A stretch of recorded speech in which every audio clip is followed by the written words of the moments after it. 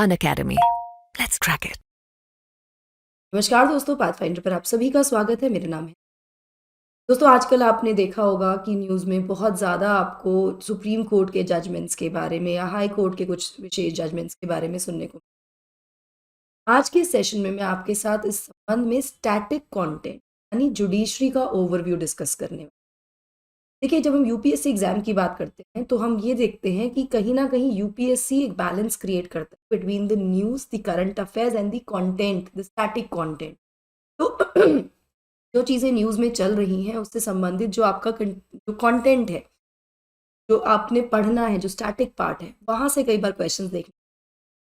तो इसी को ध्यान में रखते हुए इंडियन जुडिशरी का ये पूरा का पूरा एक चैप्टर मैं आपके लिए लेकर आऊँगी, जिसमें आज मैं आपके साथ ओवरव्यू शेयर करने वाली हूँ इंडियन जुडिशरी। आने वाले सेशन में हम और भी ज़्यादा डिटेल में इसमें बात करेंगे, जैसे कि सुप्रीम कोर्ट के जजेस जो होते हैं उनकी नियुक्तियाँ कैसे होती हैं, रिमूवल कैसे होती है, इम्पीचमेंट होता है वो किस आधार पर होता है या रोल एंड फंक्शंस क्या है। I am really sorry for my bad, please excuse that. चलिए शुरुआत करते हैं इस सेशन की विद अ क्वेश्चन। आप सबके लिए क्वेश्चन है यहाँ पर, जिसमें आपको मुझे कमेंट सेक्शन में आंसर बताना है, और अगर आपको आंसर नहीं आता है तो लास्ट में मैं सेशन में आपको आंसर दे। Which of the following are regarded as the main features of the rule of law.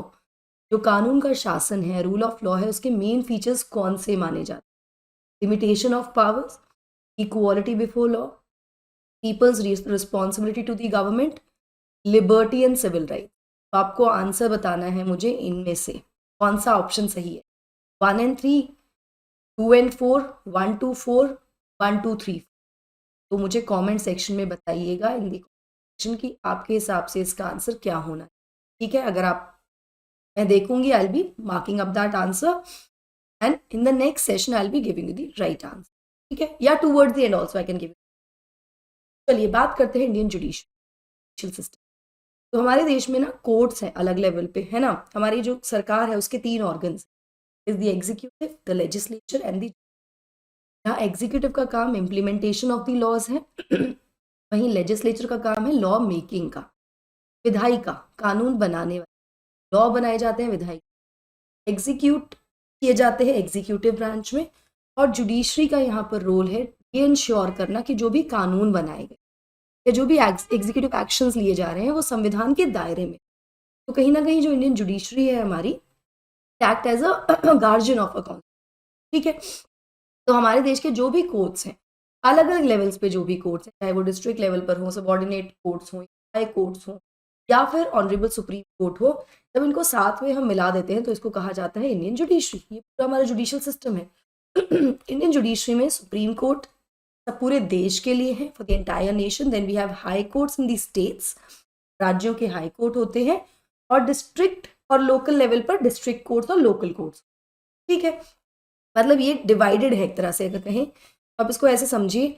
Supreme court apex level पे है, देन स्टेट लेवल पे हाई कोर्ट्स हैं, देन सबऑर्डिनेट लेवल पर आपके सबऑर्डिनेट कोर्ट्स हैं। डिस्ट्रिक्ट लेवल पर district courts होंगे, फिर उससे भी निचली तहसील अदालतें, है ना, तहसील कोर्ट्स होंगे। इस तरह से होते हैं। Combined they are called judiciary, न्यायिक व्यवस्था में। अब दो ये अलग अलग हैं अलग अलग जगहों पर, लेकिन हमारी जुडिशरी इंटीग्रेटेड है। ठीक है, मतलब एकात्मक judiciary, despite having courts and judicial systems at judicial setup at different levels, judiciary हमारी इंटीग्रेटेड है। सुप्रीम कोर्ट हमारे यहाँ कंट्रोल करते हैं जुडिशियल एडमिनिस्ट्रेशन को पूरे देश की, और उनके जो डिसीजंस होते हैं, जो भी सुप्रीम कोर्ट के डिसीजंस होते हैं, वो बाइंडिंग होते हैं सभी कोर्ट पर देश में। ठीक है, देश में जितने भी कोर्ट्स हैं सब पर उनको बाइंडिंग होती है। इसके बारे में और ज़्यादा डिटेल में बात करते हैं, बट बिफोर मूविंग फॉरवर्ड, ये मेरा छोटा सा इंट्रोडक्शन है। This is my Telegram channel, जहाँ पर आप मुझे फॉलो कर सकते हैं मेरी सभी क्लास की अपडेट, शेड्यूल, टिप्स के लिए। अपने किसी भी डाउट या क्वेरी के लिए भी आप मुझे यहाँ फॉलो कर सकते हैं। मेरा educator code is ND Live 10 दोस्तों, इसका भी आप इस्तेमाल कर सकते हैं। रोल और अनअकैडमी सब्सक्रिप्शंस। इसके अलावा डिस्क्रिप्शन बॉक्स में और कमेंट सेक्शन में, पिंड कमेंट में आपको एक काउंसलिंग फॉर्म दिया गया है, उसको आप फिल कर दीजिए। मेरा कोड उसमें आप यूज़ कर सकते हैं, एजुकेटर कोड में ND Live 10, so that I can be there and I can help you in your preparation with your doubts and confusion। इसके अलावा अनअकैडमी सेंटर बहुत ही जल्दी प्रयागराज में भी आने वाला है। अगर आप प्रयागराज या उसके आसपास के एरिया में हैं तो आप वहाँ जाकर भी एनरोल कर सकते हैं। अन्यथा करोल बाग और मुखर्जी नगर में तो हमारे ऑफलाइन सेंटर्स नहीं अभी, जहाँ पर एडमिशंस ओपन है for GS foundation success programme 25-26, यहाँ से अपनी आईएएस की जर्नी आप शुरू कर सकते हैं के साथ। कोर्स फी आपको बहुत डिस्काउंटेड मिल रही है फिलहाल, 1 लाख लगभग 1,10,000 रुपये है। 30 दिसंबर तक ये फीस है, 15 दिसंबर तक ऑफर है जहाँ पर आपको फ्लैट 40% डिस्काउंट मिलेगा। लेकिन डिस्काउंट कैसे मिलेगा? जब आप मेरा कोड यूज़ करेंगे ND Live 10। तो भूलिएगा नहीं, आप प्रयागराज सेंटर जाकर एडमिशन लेना चाह रहे हैं आने वाले सेशन के लिए 2025-26 के लिए, या फिर आप दिल्ली सेंटर या मुखर्जी नगर में लेना चाह रहे हैं, आपको यूज़ करना है मेरा कोड ND Live 10। यही कोड इस्तेमाल करना है, काउंसलिंग फॉर्म में भी यही कोड इस्तेमाल करना है, so that I can be there to help you and guide you. ठीक है, अगर आप स्कॉलरशिप अवेल करना चाहते हैं तो आप इस QR कोड को स्कैन कर लीजिए, आपको सारी डिटेल्स मिल जाएंगी। इसी के साथ 15 दिसंबर को शाम 6:30 बजे आप लोगों के साथ मुलाकात करेंगे हमारे 2 बेहद ही फेमस और बहुत ही दिग्गज educators, Anirudh sir and Shubhen sir, Delhi centres में। कहाँ पर? ओल्ड राजेंद्र नगर सेंटर में। ठीक है, आप इस QR कोड को एनरोल करके रजिस्टर कर सकते हैं सेशन के लिए, क्योंकि लिमिटेड सीट्स हैं, केवल वही बच्चे जो एनरोल करेंगे can avail this session, 1-on-1 session with sir, फिर both the teachers, both the educator. चलिए वापस आते हैं जुडिशरी पे। तो हमारे सुप्रीम कोर्ट के फंक्शंस क्या हैं वो देख लेते हैं। तो जो ऑनरेबल सुप्रीम कोर्ट है हमारे, वो अलग अलग तरह के डिस्प्यूट्स, जैसे कि it can take up disputes between citizens of the country. अगर फंडामेंटल राइट्स का वायलेशन हुआ है तो इस तरह के डिस्प्यूट्स आप सीधे सुप्रीम कोर्ट ले जा सकते हैं अंडर आर्टिकल 32, है ना। रिट्स जुरिसडिक्शन के द्वारा आपकी फंडामेंटल राइट्स का वायलेशन हुआ है तो आप सीधे सुप्रीम कोर्ट जा सकते हैं। नागरिकों के संबंध में आपसी डिस्प्यूट है तो between citizens and the government, नागरिक और सरकार के बीच में है, ये भी फंडामेंटल राइट्स के परिप्रेक्ष्य में हो सकता है, किसी और चीज के लिए भी हो सकता है। 2 या 2 से ज्यादा स्टेट गवर्नमेंट्स के बीच में कोई डिस्प्यूट्स है, उसको रिजॉल्व करने के लिए भी आप सुप्रीम कोर्ट जा सकते हैं। और यूनियन लेवल पर जो गवर्नमेंट है और जो स्टेट गवर्नमेंट्स है उनके बीच में अगर डिस्प्यूट्स है तो भी आप सुप्रीम के कोई भी डिस्प्यूट्स सुप्रीम कोर्ट जा सकते हैं। बेसिकली अगर मैं डिस्प्यूट आपको एक ओवरव्यू समझाऊं इसमें, तो जो भी disputes with respect to the distribution of power है between the centre and the states, उस संबंध में डिस्प्यूट्स हैं, वो भी सुप्रीम कोर्ट जा सकते हैं। तो वो सब डिस्प्यूट्स को रिजॉल्व करना सुप्रीम कोर्ट का एक बहुत इंपॉर्टेंट रोल है या फंक्शन है। ठीक है ना, सुप्रीम कोर्ट जो है हमारे देश में हाईएस्ट कोर्ट ऑफ अपील है in civil and criminal cases. Highest court of appeal है।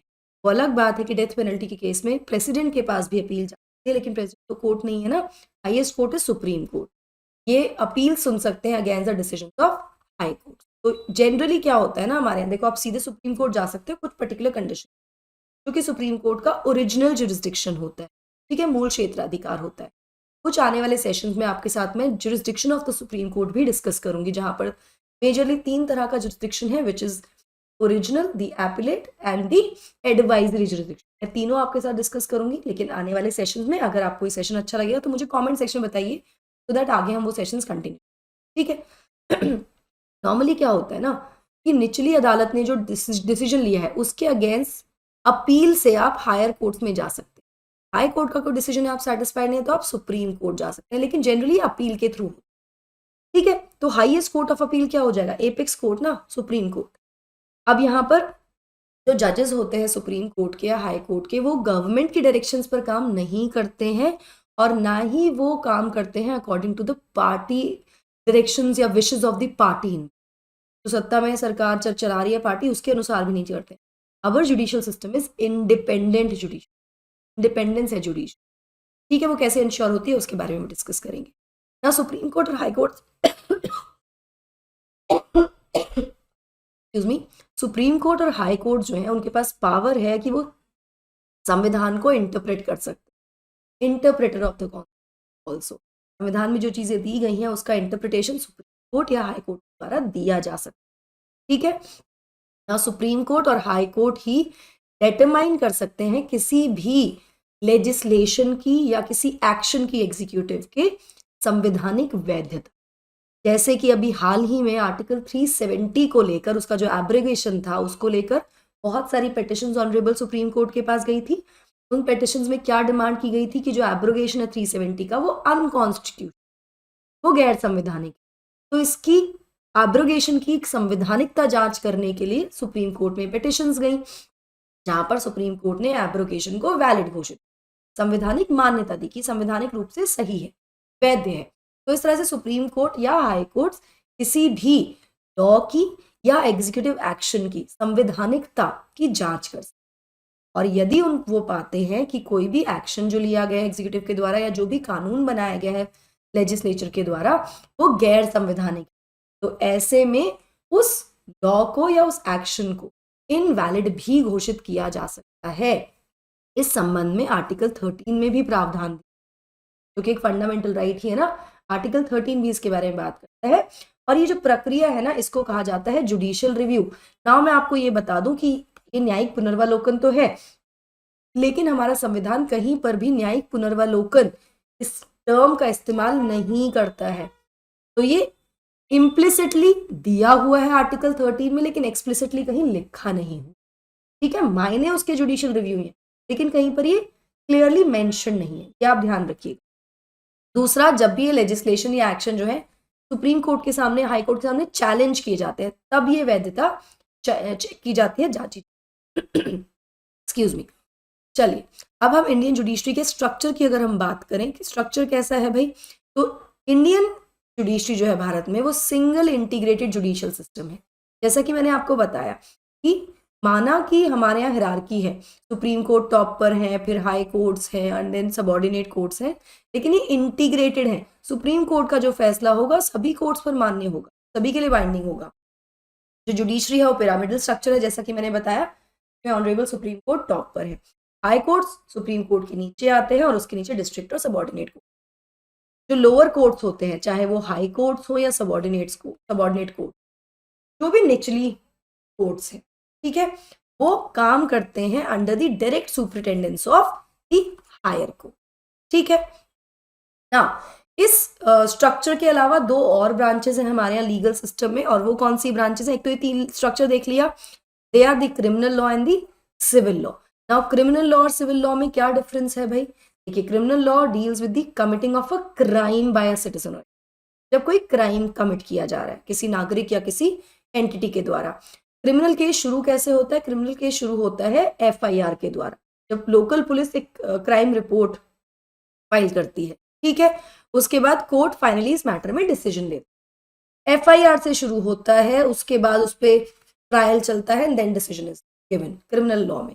Civil law on the other hand, it deals with the disputes over the violation of rights of the citizen, civil rights के संबंध। तो वहां पे अगर right का violation हो तो आप सीधे कोर्ट जाते हैं, इसमें पुलिस के थ्रू जाने की जरूरत नहीं होती, सीधे आप कोर्ट में जाके केस करते हैं, वहीं से कोर्ट का डिसीजन आता है, जो कि दोनों पार्टी को मान्य होता है। अगर आप सेटिस्फाइड नहीं तो अपनी हायर जुडिशरी के पास जा सकते हैं, in case of not being satisfied you can go through the route of appeal to the higher court।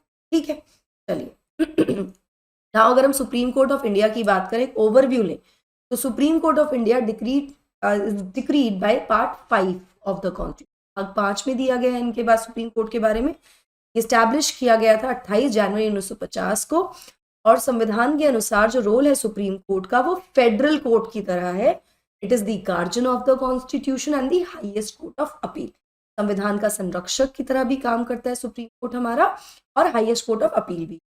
Supreme court के ओरिजिनल, एपिलेट और एडवाइजरी जुरिस्डिक्शन भी हो, क्षेत्राधिकार है 3 मेजरली, ओरिजिनल, अपील और एडवाइजरी। ठीक है, जो पहली जगह थी जहां सुप्रीम कोर्ट था, it was the chamber of princess of parliament building. और जो आज की बिल्डिंग है ना, जहां पर हम सुप्रीम कोर्ट की जो बिल्डिंग आज देखते हैं, जो प्रेजेंट प्रेमिसेस है, यहाँ पर सुप्रीम कोर्ट मूव हुआ था 1958, और इसको डिजाइन किया था गणेश पीकाजी देवलालीकर ने। ठीक है, कॉम्पोजिशन की बात कर लेते हैं सुप्रीम कोर्ट के, तो यहाँ पर जजेस की बात की गई सुप्रीम कोर्ट में, तो फिलहाल सुप्रीम कोर्ट में एट प्रेजेंट देयर आर 34 जजेस, जिसमें एक चीफ जस्टिस ऑफ इंडिया है और 33 बाकी जजेस हैं। संविधान में अगर मैं बात करूं तो आर्टिकल 124 इसके बारे में बात करता है, जहां पर ये दिया गया है कि एक चीफ जस्टिस होंगे और 7 और जजेस होंगे, not more than 7, unless parliament by law decides the number. तो करते करते कितना नंबर हो गया? अभी 34 है, और ये नंबर 34 कब बढ़ा है? 2021 में, जब राष्ट्रपति ने साइन किया था the warrant of appointment of 9 जजेस, 9 जजेस इंक्लूड ऐड किए गए थे, जिसमें 3 महिला जजेस भी थी कोर्ट में, जिससे टोटल नंबर 33 हो गया था जजेस का, प्लस दी सीजीआई, तो टोटल नंबर 34 हो गया। और ये 33 नंबर जो है ना, नंबर ऑफ जजेस, जो आर्टिकल 7 में नॉट मोर देन 7 कहा गया था, ये 33 मोस्ट है, सबसे ज्यादा नंबर है since India's independence, against the sanction strength of 34, जो 34 सैंक्शन स्ट्रेंथ है। ठीक है ना, जो सुप्रीम कोर्ट के जजेस होते हैं वो सिंगल बैठकर डिसीजन नहीं लेते हैं, वो जनरली बेंचेस में बैठकर डिसीजन केसेस को सुनते हैं। जो छोटी सी बेंच होती है जिसमें 2 या 3 जजेस होते हैं, उसको डिवीजन बेंच कहा जाता है सुप्रीम कोर्ट की। वहीं जो लार्ज बेंच होती है जिसमें 5 या 5 से ज्यादा जस्टिस होते हैं, उसको संवैधानिक पीठ कहा जाता है, संवैधानिक बेंच कहा जाता है। तो जो मिनिमम नंबर ऑफ जजेस होते हैं कॉन्स्टिट्यूशनल बेंच में, इट इज 5। ठीक है, maximum can go up to 13, 15 also. Generally जो नंबर ऑफ जजेस होते हैं वो ऑड में होते हैं, बिकॉज डिसीजन जो लिया जाता है ना सुप्रीम कोर्ट में केस पर, वो वोट से लिया जाता है। तो just to have a clear majority mandate आने की वजह से नॉर्मली देखा जाता है कि जो नंबर ऑफ जजेस हैं वो ऑड नंबर में। तो यहाँ पर एक क्वेश्चन है आपके लिए, you have to tell me maximum number of जजेस कौन से केस में आज तक हुए, कौन सी बेंच, मैक्सिमम नंबर ऑफ जजेस की बेंच कौन सी थी, एंड केस कौन सा था, उसमें कितने जजेस थे, नंबर ऑफ जजेस बताना और केस बताना। ठीक है, अब डिवीजन बेंच जो है, जो छोटी बेंच होती है सुप्रीम कोर्ट की, वो रेफर कर सकती है केसेस को अप टू अ कॉन्स्टिट्यूशन, संवैधानिक पीठ तक उसको रेफर किया जाता है अगर लगता है कि आवश्यकता है।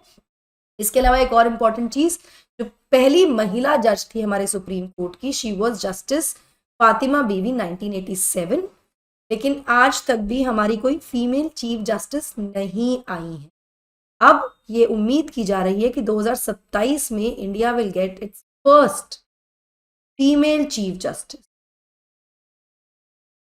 ठीक है, चलिए, तो that is it from my side guys. I hope you like the session, आपको ये अच्छा लगा हो। अच्छा लगा है तो do not forget to like, share and subscribe to the channel, and also hit the bell icon so that you get notifications about the latest updates. इसके अलावा आप जो काउंसलिंग फॉर्म है उसको फिल करना मत भूलिएगा। कोड आपको यूज करना है ND Live 10 ईयर, ये कोड आपको इस्तेमाल करना है। और दोस्तों अगर आपको इस तरह के और सेशन चाहिए तो मुझे प्लीज कमेंट सेक्शन में कमेंट करके बताइएगा। I will bring more static content for you all. That is all from my side. Thank you so much, God bless.